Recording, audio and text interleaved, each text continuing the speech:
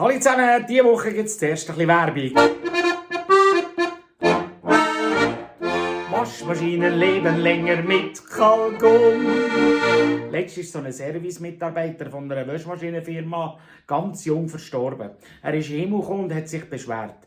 Er hat gesagt, jetzt ist er erst 42 und muss schon sterben. Wie das passieren könnte? Petrus hat dem Buch innen angeschaut und gesagt, ja, anhand von den Stunden, die er in den Kunden verrechnet hat, müsste er schon über 100 Jahre alt sein.